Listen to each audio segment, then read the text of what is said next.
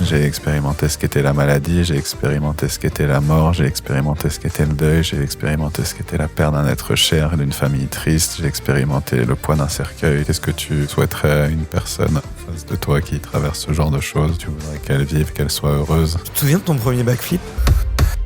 Oui, on est sur un jour un peu de neige fraîche à Chamonix, sur la station des Grands Monteils. J'ai fait ma première tête en bas et le premier backflip a été replaqué. Je vais avoir 7-8 ans sur les skis et ça a été le premier d'une longue série. T'as déjà été emporté, toi? J'étais pas enseveli, par contre je me suis fait rouler sur 500 mètres, je pense. J'ai tapé des cailloux, j'ai volé par-dessus une barre rocheuse. J'ai fini au-dessus de l'avalanche parce que je me suis débattu corps et âme, mais c'est pas des expériences très sympathiques. Merci Léo d'être là.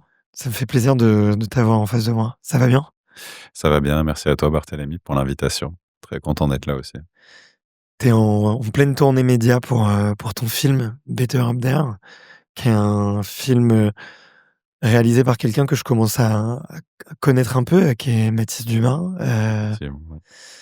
avec qui j'ai eu l'occasion de faire le Mont Blanc là, il n'y a pas très longtemps, que j'ai interviewé, que j'ai vu aussi dans d'autres contextes un peu amicaux. Je crois que vous êtes très potes tous les deux. Oui. Et je te disais aussi que la première personne qui m'a parlé de toi, c'était mon interview numéro 16 ou 17, Aurélien Ducrot. Je retiens quasiment tous les numéros. En tout cas, les C'est 5 premiers, incroyable. je les retiens bien, mais après, des fois, ça se mélange un peu. Et qui m'avait dit, «Ouais, faut absolument que tu rencontres Léo, il a une histoire de fou». Et puis j'ai pris le temps, tu vois? Mine de rien, c'est passé quasiment, 5-6 ans. Donc ouais, il y a une part de moi qui est un peu émue, de me dire comment te faire raconter ton histoire de la meilleure des façons. Bah, Et c'est un écoute, sport. on va se faire confiance et avancer ensemble, mais en tout cas, je suis content que tu me reçoives maintenant parce que ça veut dire que tu as encore plus d'expérience que quand tu as eu Aurélien, donc je vais vraiment avoir le meilleur de toi aussi. Ouais, c'est vrai, c'est vrai. Hem, tu mmh, je t'ai pas beaucoup entendu en podcast. Non, j'ai fait mon premier podcast, il y a pas si longtemps dans le cadre d'un média corps du milieu du ski, qui se voulait plus d'un trait humoristique, mais malgré tout, ces protagonistes en charge du podcast ont quand même été interrogés sur, la personne qu'ils avaient en face d'eux, l'histoire, et ils sont venus sur, des sujets qui se voulaient, un peu plus, terre à terre, et non, ça a été très très intéressant, un partage que Mmh, j'ai trouvé super d'une certaine manière, et j'ai beaucoup apprécié l'expérience. ouais. C'est un choix de ta part de garder ta parole, on te voit beaucoup sur les skis, on te voit un peu sur les réseaux, on te voit sur des super beaux films. Est-ce que c'est un choix de ta part de faire attention à tes prises de parole? Pas nécessairement, mais je Mmh. pense que je suis quelqu'un d'une certaine manière un peu pudique et qui, jusqu'à aujourd'hui, avait trouvé satisfaction à s'exprimer à travers son sport, son ski. Mmh. Et aujourd'hui, je porte des valeurs qui se veulent peut-être un peu plus grandes, qui sont plus difficiles peut-être à verbaliser seulement à travers, un art qui est le ski pour moi. Mmh. Du coup, je me suis donné aussi une nouvelle opportunité et l'occasion de partager, des valeurs que je peux avoir différemment. Mmh. Et ça nécessite de mettre des mots du coup dessus et de venir à Paris et d'enlever la doudoune de ski et les fixations. En partie, en tout cas, process en cours, et non, c'est une expérience qui se veut riche. Mmh. J'ai l'impression que c'est un process un peu global, avec ton film du coup. Hem, dans J'ai cru comprendre que ce film qui retrace ta vie, ton parcours avec, hem j'ai l'impression que c'est Mathis qui te l'a proposé et qu'au début, c'était pas forcément évident pour toi de dire oui et que ça a dû maturer un peu en toi. Oui, c'est comme j'ai dit, d'une certaine manière, je suis assez pudique, et toute cette part de moi que je gardais, que seulement mes proches connaissaient, n'était pas quelque chose pour moi à partager avec, le public, ou du moins les gens qui me suivaient pour le skieur que je suis. Mmh. Il y a le skieur et il y a l'homme à côté, et pour moi, jusqu'à présent, c'était vraiment 2 personnages qui se vouent assez dissociés. OK.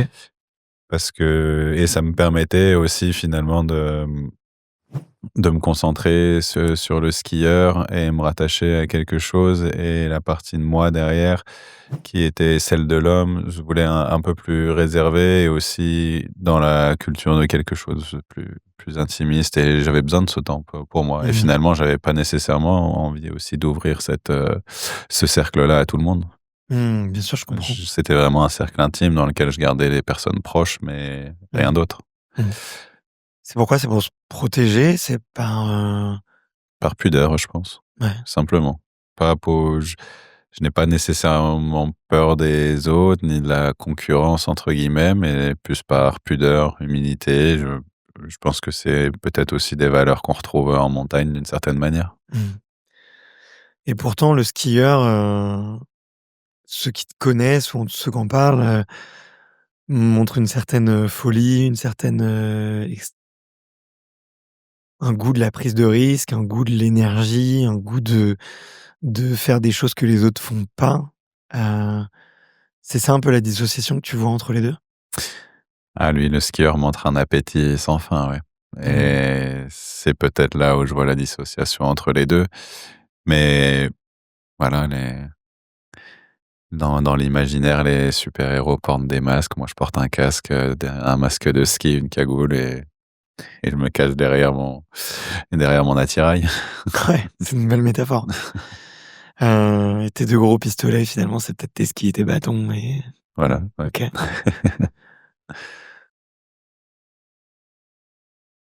Comment est-ce que tu te présentes aujourd'hui? Tu as envie d'associer l'homme et le skieur dans une seule et même personne, qui est Léo aujourd'hui en face de nous. Comment tu te présentes? Léo Slémet, natif et habitant de la vallée de Chamonix-Mont-Blanc, champion du monde de ski freeride et passionné de ski vraiment dans toute sa largeur. Mmh. Ça fait beaucoup de montagnes quand même. Pas que, il y a le mot passion, Mmh. il y a le mot natif. Mmh. Ça fait déjà des valeurs, qui se veulent assez fortes, mais qu'on peut vraiment, voilà, associer à vraiment différentes choses. Ouais. Tu déjà rêvé à, Léo sur la montagne? T'as déjà pris à penser: «Tiens, si j'étais pas né à la montagne, qu'est-ce que je ferais ou qu'est-ce que je serais?» Ouais, c'est une bonne question. Oui, oui, mais c'est dur de s'imaginer une histoire, si différente, si éloignée de ce qu'on a toujours connu. Mmh. J'ai imaginé Léo peut-être avec un autre vécu, mais j'ai jamais réussi vraiment à me projeter loin de cet environnement-là. Mmh. Parce que je suis pas un enfant, des océans, je suis pas un enfant des plaines, je suis un enfant des montagnes, et du coup, mes valeurs, je me suis structuré, je me suis façonné un peu selon, cet environnement-là. Du coup, Mmh. très compliqué. En vrai, j'ai beau essayer, parce qu'à des moments, j'avais besoin de voir d'autres horizons, prendre l'air, mais j'ai jamais réussi pour autant. Mmh. OK. Tu reviens toujours finalement? Ouais, Mmh. ouais, ouais, aussi, oui, oui, aussi fou que ça le puisse paraître, malgré des mois d'absence où j'ai pu me voyager ou même, penser différemment, on y revient, ouais. Tu déjà été fâché contre la montagne? Oui, Mmh. oui, oui, je lui ai fait la gueule, ouais. Vraiment. Ouais. C'est tu minimises peut-être le propos ou est-ce qu'on peut être même en colère contre la montagne? Ou lui en vouloir, tu vois? À la point de lui dire, «Je te quitte» ou «J'ai plus jamais envie de te voir». Mmh, ça a jamais été aussi virulent d'une certaine manière. Mmh. C'est comme un désaccord, pardon, heu, su sur lequel on ne s'est pas sur lequel on n'était pas aligné, mais pour autant, ça n'a jamais été jusque-là. Mmh. C'est les questions que j'ai pu me poser ont amené aussi d'autres réflexions, mais non, c'est jamais allé jusqu'à me dire que ça serait ailleurs. En tout cas, ça a pas fait écho chez moi bien longtemps. Mmh. OK. OK. Est-ce qu'on peut dire qu'il y a une forme d'addiction ou d'emprise, tu vois, la montagne, Parce on peut pas lui en vouloir ou tu vois, il y a un respect peut-être, un respect trop profond, un amour trop profond? C'est une je dirais pas je parlerais pas de drogue ou d'addiction pour ma part. Je vraiment, c'est une passion Mmh. qui est viscérale chez moi pour cet environnement-là, ce milieu, ce qu'il raconte, ce qu'il dégage, ce qu'il enseigne et ça fait des hommes, ça fait des alpinistes, ça fait des skieurs, ça fait des grimpeurs, ça fait des habitants tout simplement avec un regard qui se veut un peu différent sur la vie, sur la mort, sur l'éducation et c'est des valeurs auxquelles je m'identifie parce que j'y ai été, d'une certaine manière, bercé et biberonné toute ma vie. Mmh. Ta famille est dans la région de Chamonix depuis combien de temps? Ma famille est arrivée en 82 à Chamonix. Mes parents ne sont pas du tout issus de la montagne pour le coup. C'est pour ça que j'ai eu l'opportunité d'avoir, un œil assez ouvert, curieux, peut-être un côté un peu épicurien sur, ce qui se fait autour dans le monde. J'ai beaucoup voyagé avec mes parents. J'ai un père qui est d'origine algérienne, une mère qui est française. Ça va avec, toute l'histoire de l'Algérie, avec toute l'histoire de la France et je Mmh. trouve que ça fait des belles couleurs. Mmh. C'est quoi les valeurs d'un papa, qui vient d'Algérie? À Chamonix. Comment ça se fond dans le décor? Les Qu'est-ce qui va match? les valeurs d'un papa d'origine algérienne qui vient à Chamonix, ce seront, principalement axées sur l'acceptation Mmh. et l'entraide, le partage et des valeurs qui se veulent principalement humaines, Mmh. tout simplement. Mmh. Hem, j'étais curieux de savoir, tu vois, je me suis dit: «Tiens, c'est assez enfin, tu vois, finalement, c'est singulier par rapport à certaines histoires où, tu vois, un benjamin qui est dans le Vercors depuis plusieurs générations, par exemple. Je me demande, en fait, ce que le voyage apporte, tu vois? Et amène dans sa culture mais aussi laisse à ses enfants. Hem et du coup, j'étais curieux de savoir si tu t'es posé la question, mais Non, mais c'est moi c'est aussi bateau que ça sonne, mais c'est mon père, mon héros. C'est parce que, il a eu une vie assez mouvementée pour finalement, créer un nid, un écrin de bonheur pour la famille qu'il a construit, mmh, avec des valeurs qui se veulent fortes, très belles et d'ailleurs, je lui fais un petit clin d'œil parce qu'en fait, c'est 70 ans samedi OK. Bon à anniversaire. Chamonix et j'ai à prendre la parole pour peut-être juste le remercier. C'est le sang, c'est la famille, Tu as préparé c'est ton des discours ou valeurs. pas? Pas du tout.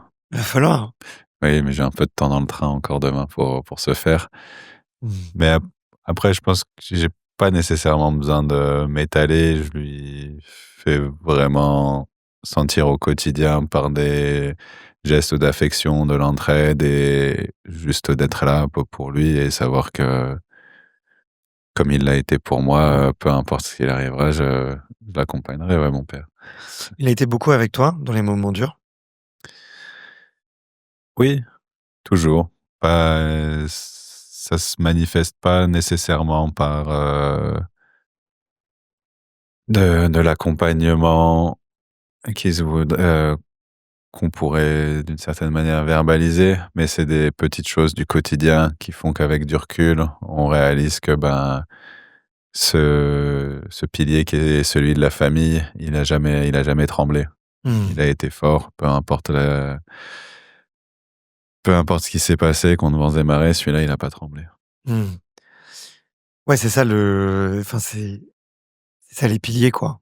Tu les oublies presque et finalement ils sont toujours là et ils traversent, le temps C'est ça. et ils sont toujours importants. Il s'érode pas, il reste, Mmh. fort et je pense que c'est ça la force d'une famille. OK. Qui est-ce qui t'a mis sur des skis? Putain, là, tu me poses une question dont j'ai pas la réponse. Mais ça me va très bien. Certainement mes parents. Donc c'est tellement jeune que Ouais. tu sais pas, quoi. Ah non, ouais, là, le souvenir reste à l'histoire. OK. Moi, je l'ai pas. Ton père, il skie? Mon père, il skie. OK. Mes 2 parents sont très actifs. OK. Ma mère est une trekkeuse inconsidérée, mais très forte. Elle n'arrête jamais de marcher. Elle est OK, mais incroyable. c'est bien. Ouais, ouais. Le mouvement, c'est la longévité, hein. La marche, il y a rien de mieux pour C'est durer. c'est tout ce que je leur souhaite. Mmh, donc j'imagine, ouais, sur des skis très, très jeunes, est-ce que, tu as fait des compètes? Tu fait au début, tu faisais un peu les parcours classiques de ski alpin et j'ai entendu, je spoil un mini passage du documentaire où tu racontes du film, pardon, que tu faisais exprès de taper les piquets et les portes pour te ralentir et pour, ne pas aller sur les compétitions de ski alpin parce que toi, ce qui t'intéressait déjà, c'était le freestyle, c'était de sortir des pistes. Oui, ben, mon cursus se veut assez classique à la base dans le ski. J'ai chaussé assez jeune, puis derrière j'ai été inscrit au club de ski alpin où j'ai vraiment acquis les fondamentaux du ski. Puis derrière, on a commencé à passer les différentes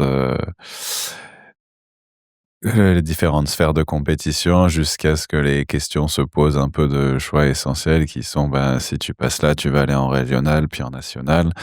Et moi, je savais skier, c'était pas un problème, mais par contre, j'étais pas nécessairement aligné avec l'idée de passer mon temps à faire uniquement du ski alpin et j'avais vraiment très envie d'aller mettre la tête en bas, faire du freestyle et du coup, sur une des compétitions, à un moment donné, j'allais tout aussi vite que les autres, mais par contre, j'ai mis un coup de patin sur une porte pour être sûr d'arriver bien une seconde après eux et ne pas faire ma qualification et pour avoir davantage de temps et me consacrer au freestyle.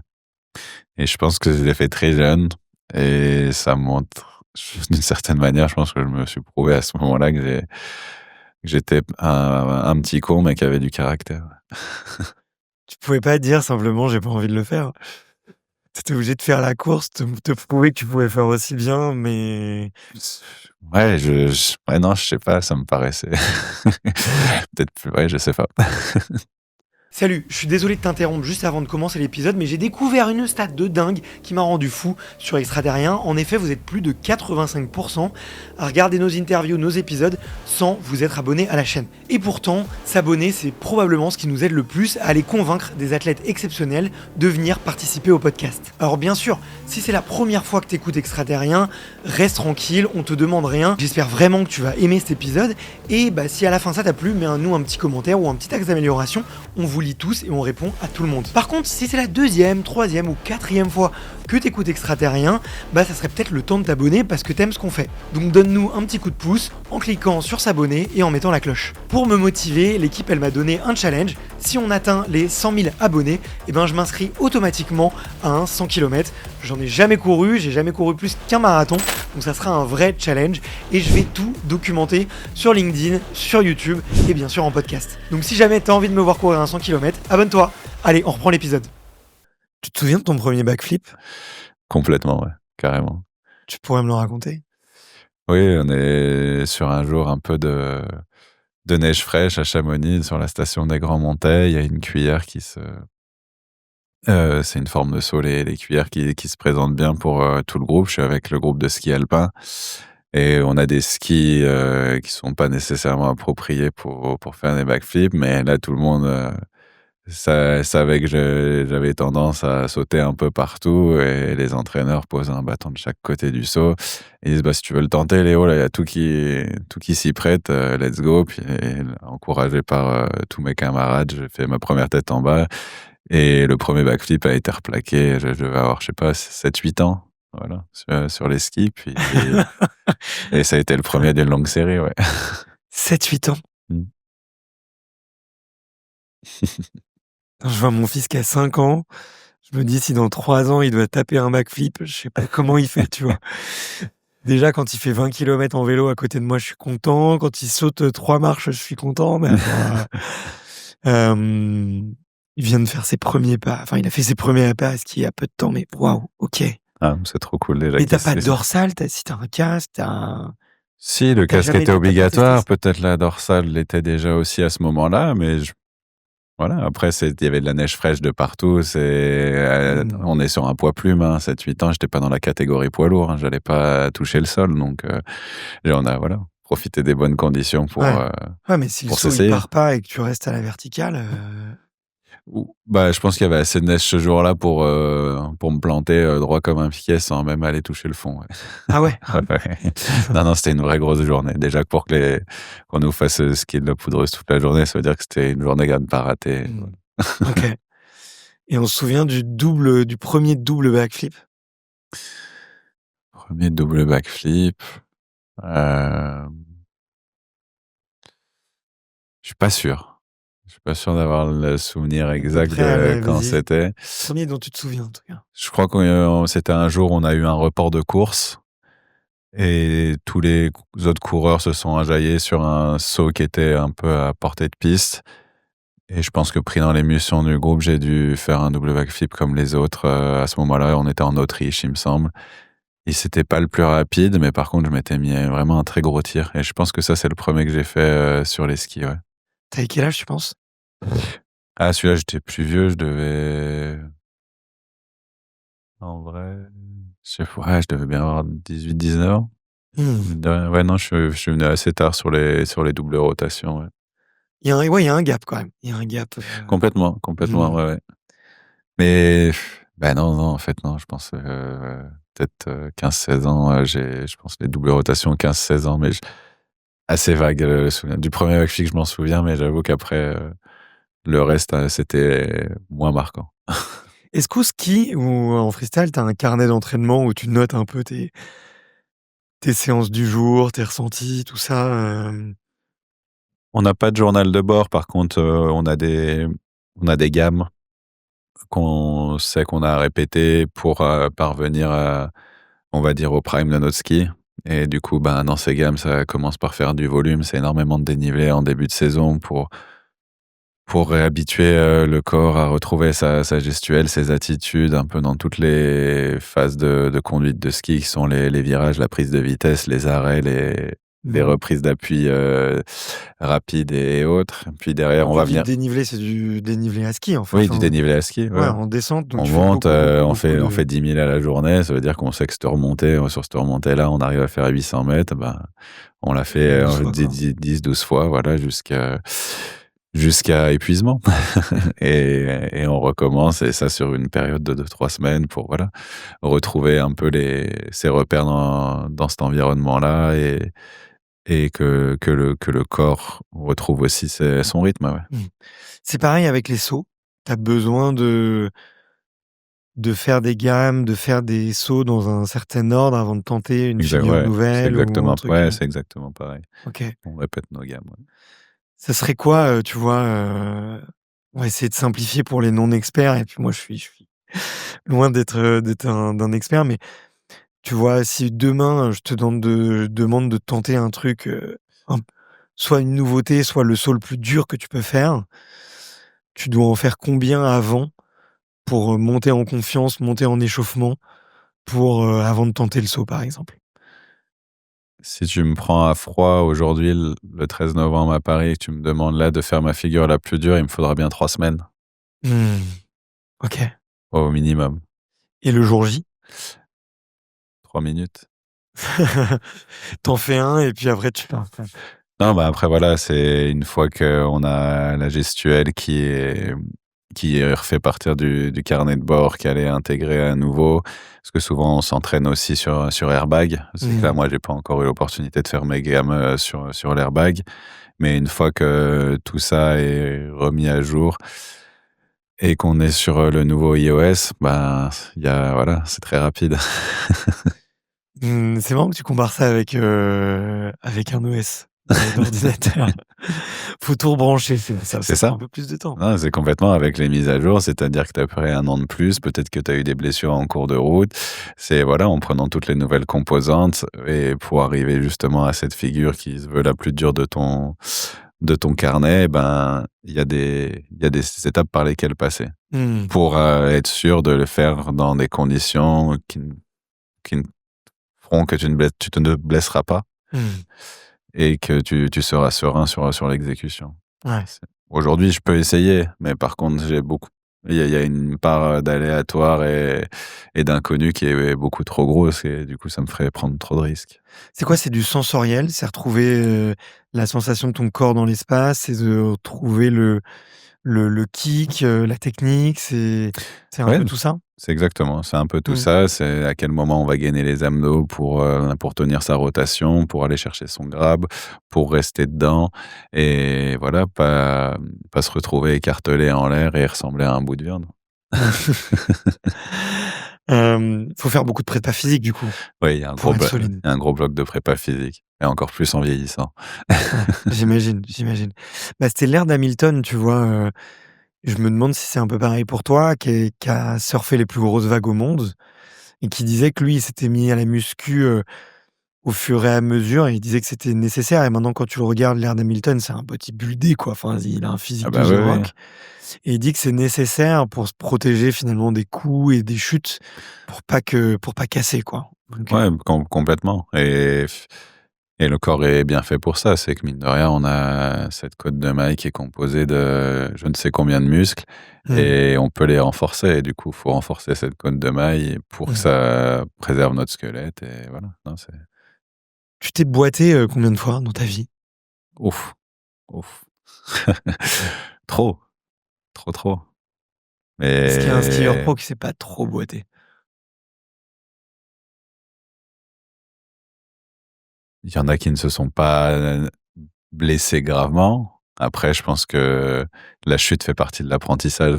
Je Mmh. pense qu'on chute pour apprendre à se relever et se relever, plus fort, ouais. Ça veut dire quoi, combien trop? C'est quoi? C'est 10, c'est 50, c'est 100, c'est au-delà de 1000? Ça peut je pense que, ouais, 100 bien plus, 1000, probable. C'est incalculable. C'est Waouh! incalculable. Ça peut être des journées à 10 boîtes, ça peut être des journées sans boîtes, mais je skie depuis l'âge que j'ai 3 ans, j'en ai bientôt 33. Mmh. Donc voilà. Il y a des journées à 10 boîtes. Il y a des journées à 10 boîtes, ouais. Sur des rotations tête en bas? C'est souvent plus sur des rotations quand on s'essaie sur un tricks ou qu'on cherche, à pousser, le curseur ou s'essayer sur quelque chose qu'on maîtrise moins, ouais. Et ça c'est facile de repartir? Pas toujours, Mmh. mais par contre, ça la chute n'est pas forcément toujours négative Mmh. parce que ça veut dire qu'elle vient souligner des choses qui sont à travailler, qui sont à corriger pour que l'exécution se fasse bien proprement et que finalement le résultat te permette d'être sur tes pieds, ouais. Mmh. Ouais. Hem, Ouais, hein, c'est pas anodin. mais non, mais tu vois, en fait, j'ai un souvenir impérissable d'une conversation avec, Jean Galfione. Mmh Tu mh. vois, le sauteur à la Ouais. perche qui, lui disait: «Bah, écoute, ouais, moi je saute qu'à 6 mètres, grosso modo, mais l'engagement psychologique qu'il faut pour ne pas avoir peur de sauter à 6 mètres et potentiellement de te mettre une boîte» et lui, ça arrive quand même moins souvent que toi, j'ai l'impression. Parce que des fois, ça arrive qu'il retombe à côté du tapis, tu vois? Ça peut arriver dans le saut à la perche. Il me dit: «C'est ça qui était dur à retrouver, quoi. C'est un engagement où tous les jours de la semaine, tu peux pas faire tous les jours de la semaine de la perche parce qu'en fait, il y a des matins, tu y vas et tu as pas envie et tu le sens pas, Ah quoi». non, mais c'est exactement la même pour le ski ou notre pratique. J'ai Mmh. pas dit que c'était facile. Mmh. J'ai dit que c'était pas forcément négatif Mmh. parce que ça apprend et il y a des choses à en tirer. Mais j'ai pas dit que c'était facile parce que l'implication psychologique, elle est la même, peu importe le saut. Donc quand ça réussit la première fois, ça nous évite, de devoir s'y recoller, une Mmh. dizaine de fois d'autres. Ouais. Donc Je peux te demander d'approcher un tout petit peu le micro? ouais, Ouais, bien vas-y. sûr. Vas-y, à toi. Ouais, super et il y a des matins où tu te lèves et tu le sens pas Oui. et tu fais quoi? Bah, ces matins-là, je me non, bah, le curseur, il reste à 70-80 avec une marge de sécurité et on profite quand même. Mmh. C'est pas c'est pas parce qu'on fait, entre guillemets, «un sport extrême» qu'on doit pousser à l'extrême à chaque fois qu'on chausse. moi, franchement, je me satisfais aussi très bien de voilà, d'une piste bleue, du craquement d'une neige damée sous les skis, de la bonne température et juste de faire des belles courbes sur la piste avec un groupe d'amis. J'ai vraiment une voilà, j'ai une passion pour le ski, la neige qui me permet vraiment d'en apprécier, le moindre flocon, quoi. Mmh. C'est beau ce que tu dis, c'est poétique. Mais tu vois, là, on était avec Benjamin Védrine, tu vois? C'est vrai qu'il fait plein de courses en montagne, mais ouais, il lui dit ce qui l'attire le plus quand même, c'est l'engagement, c'est quand c'est très très poussé, quoi. Non, mais après Toi aussi, la c'est ce qui t'attire le plus? voilà, après l'appétit, c'est un gros appétit. Du coup, voilà, la piste bleue, c'est la petite entrée et après après il faut un peu plus de consistance.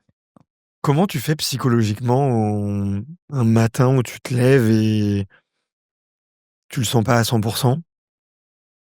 mais c'est un jour de compète? C'est Verbier, c'est les championnats du monde.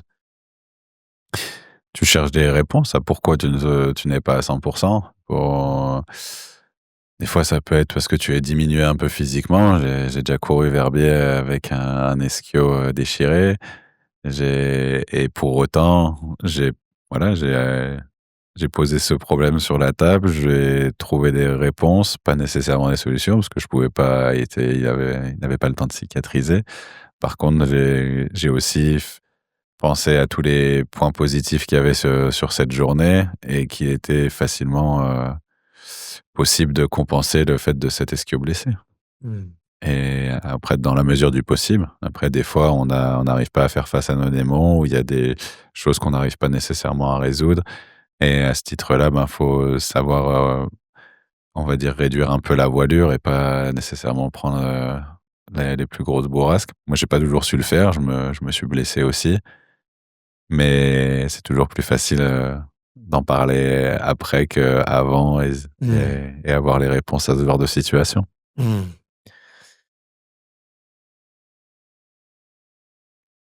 Mmh. C'est un peu comme, tu vois, en ce moment en mer, je suis beaucoup Aurélien parce qu'il était sur, la transat qui finit en Martinique et c'est en mer, tu vois qu'il y a une grosse pétée de vent qui arrive, tu la tentes, tu restes à la grande voile, mais tu sais que tu peux tout déchirer et la course se finit.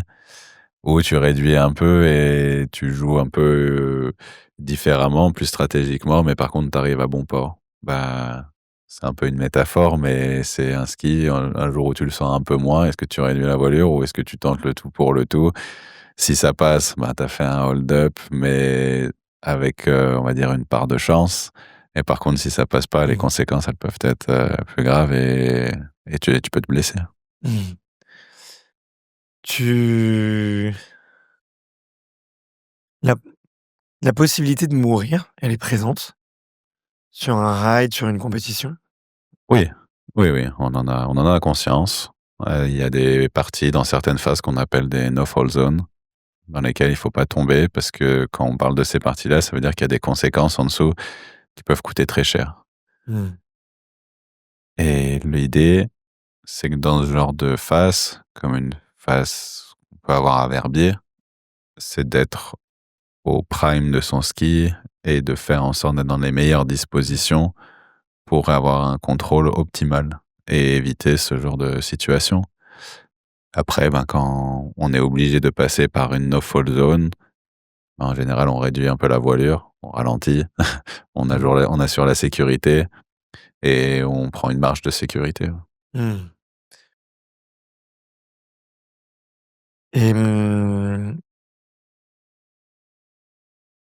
c'est c'est plus dur en compétition ou c'est plus dur dans les films? Tu vois? Enfin, je me pose la question, est-ce que, le plus dangereux, c'est finalement, sur un Verbier, c'est des phases que vous connaissez? J'imagine que tu les skis un peu durant l'année aussi, peut-être pour t'entraîner? Hem, alors que, tu vois, sur certains films, vous avez des fois, vous partez dans des endroits, stratosphériques, enfin, à l'autre bout du monde, certains vont au Népal, toi, tu as fait des films de fou, J'aurais tendance à dire que c'est plus dur, dans le cadre de films, mmh, parce qu'on a beaucoup moins de temps pour, scruter les faces. On a beaucoup moins de temps pour les préparer Là, on fait vraiment appel à tout notre registre de qualité et d'expérience pour exprimer notre ski de la meilleure façon qui soit à un instant T, une période de temps très courte, parce qu'il y a les conditions, on a un caméraman et toute cette organisation-là nous coûte directement de l'argent en tant que skieur ou dans le cadre de notre projet. Et du coup, j'aurais tendance à dire que c'est plus dur dans le cadre de films. Pour autant, en course, il y a le facteur qu'on n'est pas toujours décisionnaire sur les conditions qu'on va skier et des fois la face, le terrain et les conditions nous sont imposées, donc des fois on est quand même obligé d'engager dans des conditions qui nous paraissent pas nécessairement idéales. Alors que Mmh. quand on va filmer, on a quand même souvent le choix de La décider maîtrise. et la maîtrise Mmh. et de décider de le faire dans de belles conditions parce que ce qu'on veut rapporter, c'est de belles images. Du coup, on va pas aller skier de la neige cartonnée ou une neige qui nous permet pas d'y aller à 100. Du coup, voilà, Mmh. t'en as un peu des 2 côtés, mais j'aurais tendance à dire que le côté film est presque plus exigeant. OK. OK, OK, ouais. Mmh. Avec le stress un peu du projet en plus et du ouais. Oui, et puis il y a personne pour aseptiser la face autour de nous. C'est à nous de prendre les décisions sur la qualité de la neige, sur, Mmh. tout l'environnement. En compétition, c'est un environnement qui est relativement bien aseptisé. Le risque zéro n'existe pas. On a déjà eu des avalanches en course, on a déjà vu des faits de terrain, mais sur les 10 ans où j'ai couru, peu. Mmh. Alors qu'en film, on est quand même beaucoup plus exposé, ouais. Le risque, il vient plus d'une avalanche que d'une erreur de manipulation de ski où tu vas tomber et taper un rocher ou j'en sais rien, tu vois? C'est, Ch Oui, d'une certaine manière, oui. Après mmh, pour moi, je ne fais pas vraiment de dissociation entre les 2. Mais l'avalanche a quelque chose un peu de sournois, c'est on ne peut pas forcément la voir. On essaye d'anticiper au maximum en prenant connaissance des bulletins météo, en faisant des coupes de neige, en faisant des runs de chauffe, en allant essayer des pentes similaires. Mais il y a une part de risque qu'on ne contrôle pas. On n'est mmh. jamais sûr à 100. Jamais. Dans le film, on te voit skier sur une arête Mmh mh. et tu as, toute une énorme avalanche toute une plaque qui se découle, Mmh mh. sur ta gauche. Mmh. Et toi, en fait, tu es en haut de l'avalanche et du coup, tu tombes pas dedans. Oui. C'est dangereux de faire ça? Je me suis dit, mais moi, quand j'ai voyé ce truc-là, je me suis dit: «Mais quel malade, ça doit faire une sensation de fou furieux». Mais, est-ce que c'est dangereux? Est-ce que tu le fais, consciemment justement Ah pour non, libérer tes c'est bras? vraiment j'étais sur une découpe, de neige. Du coup, ça arrive souvent quand on s'élance dans des grosses fasses comme ça, assez ouvertes, qu'on fasse un premier gros appui avec beaucoup d'énergie, avec une zone sur laquelle on estime qu'on va pouvoir s'arrêter et pour voir si pour tester la stabilité du manteau neigeux. Et là, ce jour-là, pour le coup, la stabilité, elle était 0 parce que tout est parti sous mes pieds. Et c'est un jour où j'ai quand même grillé un joker. C'était pas anodin, c'était une phase qui était relativement très exposée Mmh. et le travail est bien fait. C'est une belle démonstration, mais pour autant, j'en suis pas nécessairement fier ou autre. J'ai eu de la chance et à la fin, on m'entend aussi à la fin de cette séquence, un peu crier d'une certaine manière, mais c'est parce que je viens de prendre, une belle peur et un bon gros shot Mmh. d'adrénaline, ouais. Ah donc tu flippes quand même? Ah bah oui. Ah. Ah bah non, là, oui, oui. Non mais tu sais, C'est ça a l'air maîtrisé comme ça, tu te dis: Non, parce que «Bon». typiquement cette phase, c'est une no-fall zone et dans cette no-fall zone, là, j'ai déclenché une énorme plaque. Du coup, voilà. Ouais, parce qu'en bas, tu as une falaise, quoi. Ouais, Ouais. Donc si tu es exactement. emporté, c'est un autre, J'ai pas nécessairement la réponse, mais mmh, l'issue peut être fatale, ouais. ouais. Le risque zéro, il existe? Non, je l'ai dit plein de fois, non, non, vraiment, jamais. Comment c'est quoi les les signes, tu vois, de no go, sur une avalanche? C'est quoi ça? Ça va être, moi, il me semble que j'ai entendu grosse neige, puis du grand froid, donc ce qui fait que tu vas avoir une neige en dessous qui va être plus Ah, molle qu'au-dessus. J'ai c'est entendu des trucs comme ça. c'est plus compliqué que ça. C'est on peut faut se renseigner des bulletins météo, mais aussi de l'historique, qui peut remonter à plusieurs mois par rapport à la saison écoulée.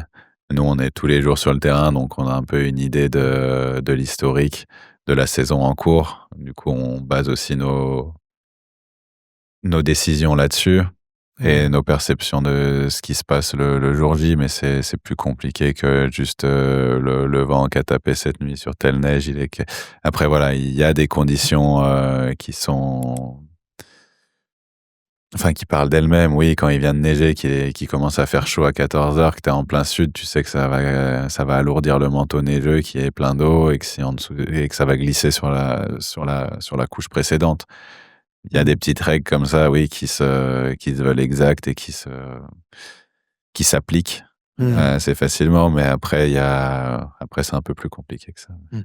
Tu déjà été emporté toi? Oui, ouais, ouais. Tu t'es fait submerger par la neige? J'étais pas enseveli, par contre, je me suis fait rouler sur, bien 500 mètres, je pense, et j'ai tapé des cailloux, j'ai volé par-dessus une barre rocheuse.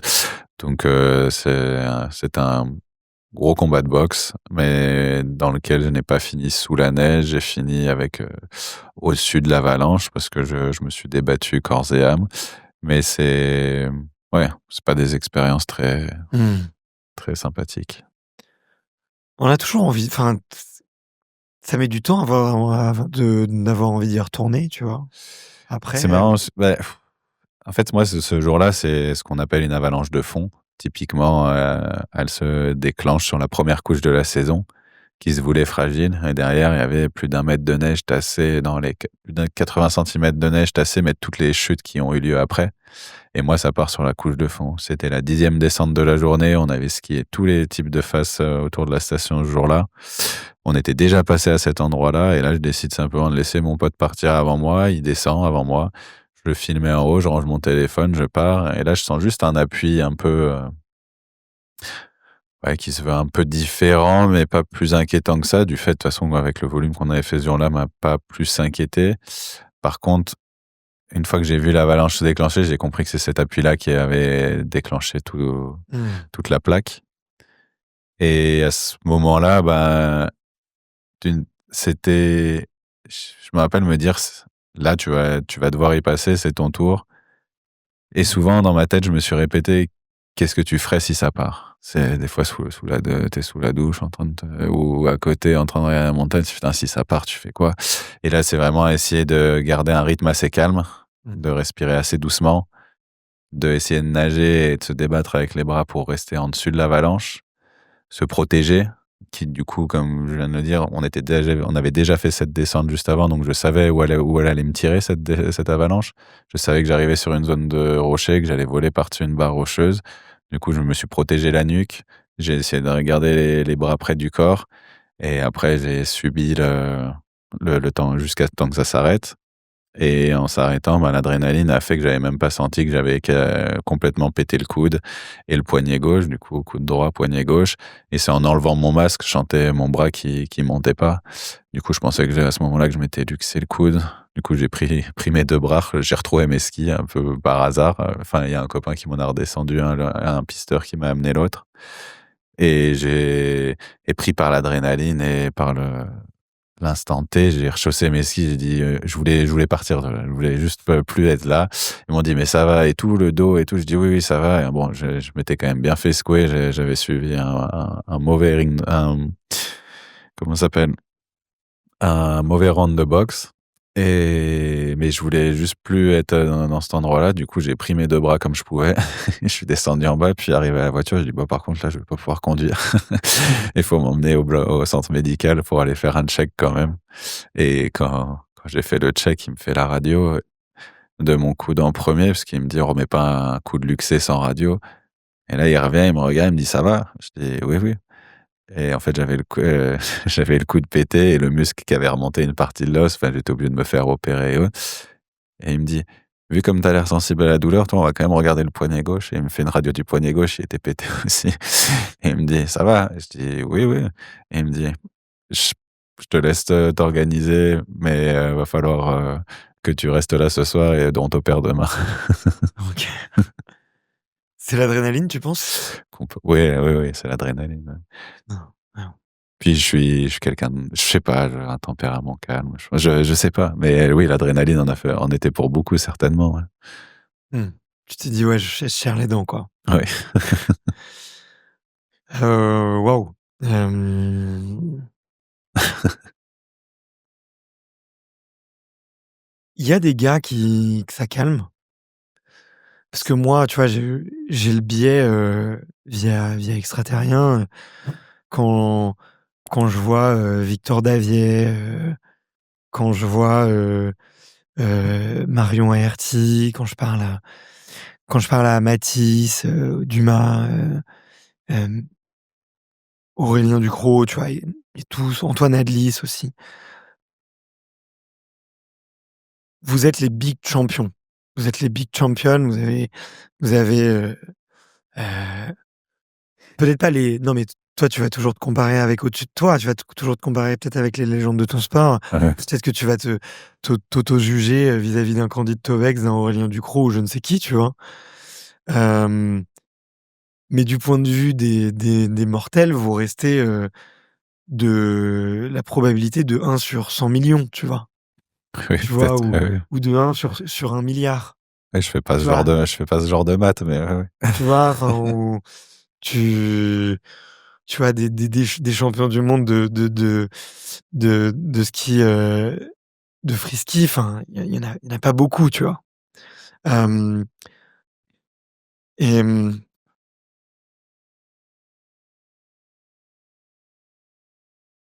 il y en a est-ce qu'il y en a, tu vois, dans ceux qui sont pas dans les grands champions qui arrêtent, tu vois? Après une boîte comme ça, après une avalanche, et qui se disent, Ouais, ouais. «Stop».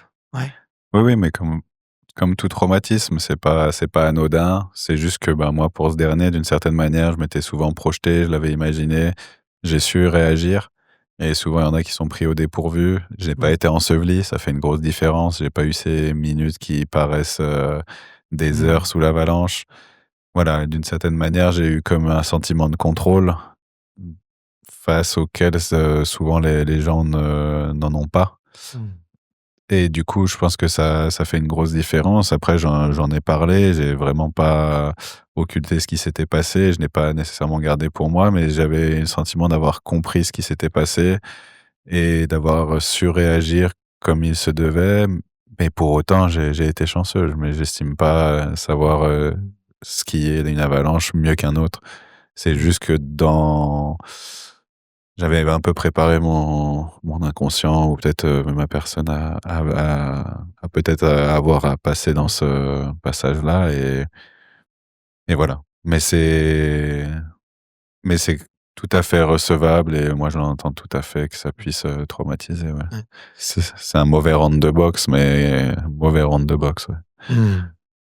Avec Mike Tyson x2. Ouais, ouais, même, des plus solides encore, ouais.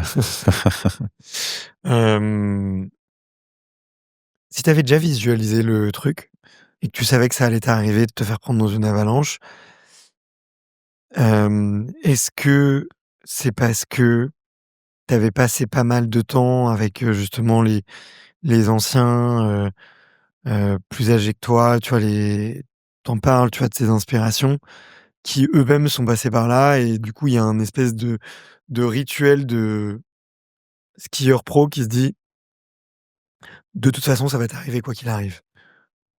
Non, parce que c'est pas une vérité. Tout le monde ne se fait pas avoir par une avalanche. Moi, je me suis posé la question parce que j'aime bien m'en poser, trop et pour le coup, j'ai aussi fait partie d'une structure à Chamonix qui s'appelle le Young Riders Crew, qui se veut de sensibiliser les jeunes et les éduquer à cette discipline, à la montagne, à l'environnement freeride et du coup, c'est un sujet dont on a souvent parlé, pour lequel Mmh. on ne passait pas par 4 chemins et de fait, ben, voilà, on désacralise aussi l'avalanche, on en parle, on essaie de se préparer et ça aide aussi vachement à être plus mûr par rapport face à l'échéance, quoi, ouais. Mmh. Ouais, OK, OK. Hem, mais ouais, j'ai l'impression qu'il y a quand même un truc un peu inévitable, tu vois? Dans le discours, dans Mais c'est parce que tu parles de champions des champions qui sont dans un environnement extrême, qui se veut froid, qui se veut dur, avec des énormes barres rocheuses et qui donne pas voilà, qui refroidit. Mais c'est pas, en fait, ce après quoi on court, c'est des virages au soleil, dans de la belle neige, des virages de cartes postales avec, oui, des Mmh. sauts et des volumes de sauts qui sont adaptés à notre niveau, mais c'est beaucoup plus accueillant Mmh. comme environnement que ce qu'on croit. Après, oui, il y a des risques environnants, mais comme il y en a quand tu prends ta voiture le matin, comme il y en a qui quand tu Ouais, ouais, parcours bien sûr, un bien sûr. Mais tu vois, mais moi, c'est oui, un des trucs que j'ai appris avec Victor Daviet, hem et justement l'événement qu'il organise, Safety Shrimp Days, ouais. ouais, les Safety Shred Days, tu vois? Et il y avait une super conférence le soir avec, des analyses, des explications et j'ai trouvé ça top et moi, un de mes gros apprentissages quand même, c'est que oui, en fait, l'avalanche, elle peut arriver un peu aussi sur des phases qui ont l'air complètement innocentes et en tout cas pour moi, l'amateur, Non, pour le bien sûr. parisien, tu Non, mais vois? c'est pour ça que j'utilise Le le parisien. mot c'est sournois, c'est très Ouais, très sournois. sournois, ouais Ouais. et ça m'a marqué parce que je me suis dit: «OK, c'est pas un en fait, c'est pas réservé aux grands freeriders, Non, ou ceux qui prennent trop de risques». Non, ça peut arriver vraiment à tout le monde, même, la petite famille qui s'amuse un peu à sortir à côté d'une piste rouge mais et complètement. C'est ben pour ça que nous, les jeunes, quand ils s'inscrivent à la structure, à partir de 12 ans et même plus jeunes maintenant, il me semble, on les éduque et on les dirige très vite vers le poste, des pisteurs, de secours pour qu'ils viennent s'informer, pour connaître la qualité du manteau neigeux, le risque du jour, où aller ou ne pas aller et c'est une prise d'information pour après, faire leur propre opinion et qui va les aider à prendre leurs décisions après en suivant. mmh, Mais dès le plus jeune âge, on leur prend la main, on dit: «Mais en fait, ils sont ici à votre disposition. Les pisteurs, c'est pas juste les secours pour venir te ramasser quand tu es pété. C'est aussi pour venir, t'informer, c'est aussi pour venir, t'expliquer, et te raconter l'historique de ce manteau neigeux dont tu n'es pas, toujours informé parce que, ben, tu es en vacances, tu es juste venu là skier une journée et c'est pas réservé aux pros, à l'élite, à ceux qui font de l'extrême ou autre. mmh. Non, non, vraiment. Le freeride, c'est pas le Mordor, hein, c'est que du plaisir et c'est avant tout la recherche vraiment de sourires et de bonnes émotions, quoi, ouais. Mmh. Mais c'est ce que tu dégages en tout cas. Tu vois? C'est cette recherche un peu de kiff. Hem, c'est quoi les plus gros kiffs d'ailleurs? Tu vois, j'avais une question, si tu pouvais avoir une pilule magique, tu peux faire la trace que tu veux, tu peux tester la figure que tu veux. Ça Quoi qu'il arrive, tu es sûr qu'il y aura pas d'avalanche, qu'il y aura rien. Tiens, je te file la pilule magique maintenant là, tu pilule vas où? magique, faire une trace, ça fait penser à des trucs un peu, Désolé, qui sont désolé. hors milieu, mais Hem, tu vas où? Tu tentes quoi? Ça serait quoi le gros pied, quoi? waouh! Tu as le droit de Heu, faire une liste au Père Noël, il peut y avoir plusieurs trucs dedans, tu vois? ouais, si cette pilule magique pourrait me téléporter en haut d'une fosse dans laquelle je sais qu'il y aura pas d'avalanche et que je pourrais vraiment y aller plein fer et sauter les plus belles barres rocheuses de 20-25 mètres avec une réception pied vraiment de l'angle qu'il faut et peut-être, à travers tout ce terrain de jeu, mettre un beau backflip, une belle figure et partager ça avec des potes, elle sera vraiment magique cette pilule, ouais. OK. Il y a des endroits qui te font rêver à ski? Donne toujours envie? Oui, à ski, mais c'est vrai qu'aujourd'hui, mon ski est pas nécessairement uniquement à la recherche de poudreuse, du virage seulement carte postale. Il y a aussi l'histoire qui peut venir autour de ce virage. J'ai été skier en Iran, j'ai été skier en Géorgie, j'ai été skier dans pas mal de pays qui ne sont pas nécessairement les premiers auxquels tu penses pour aller Mmh. skier. Et finalement, de tous ces déplacements, ce que je ramène à chaque fois, c'est plutôt l'histoire qu'il y a eu jusqu'au moment où je chausse les skis, plutôt que le ski en lui-même. Mmh. Parce que finalement, le ski en lui-même, il se veut assez personnel, c'est une exécution qui est un peu propre à soi.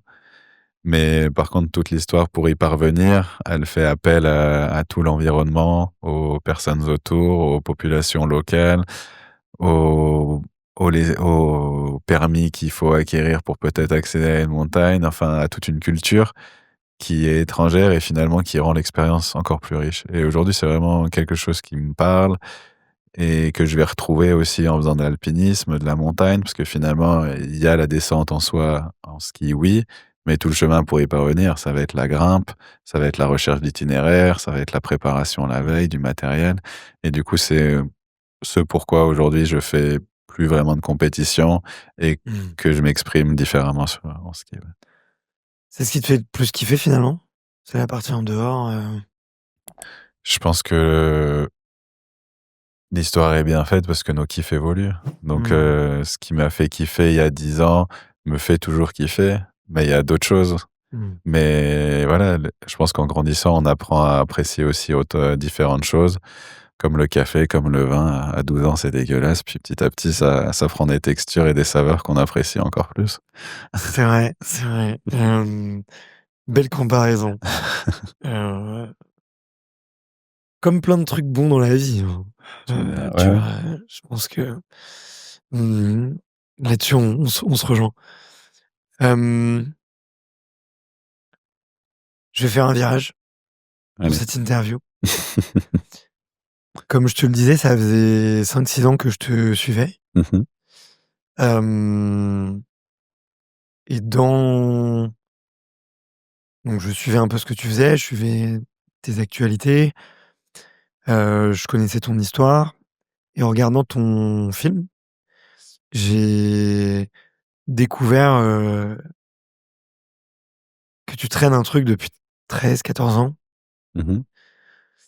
qui s'appelle la maladie de Crohn, qui s'avère que je connais aussi plutôt bien parce que j'ai un membre de ma famille, qui l'a, j'ai un très bon collègue, un ancien collègue qui l'a aussi et ma deuxième interview, c'est une fille qui s'appelle Hélène Ngom qui était en équipe de France d'escrime et qui avait, la maladie de Crohn, et qui l'a encore à un stade assez avancé Mmh.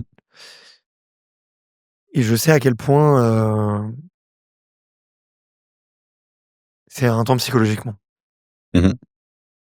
Parce que tu parlais de sournoiserie, un jour ça va, un jour ça va pas, puis on te dit on peut l'apaiser, mais on sait pas le guérir profondément.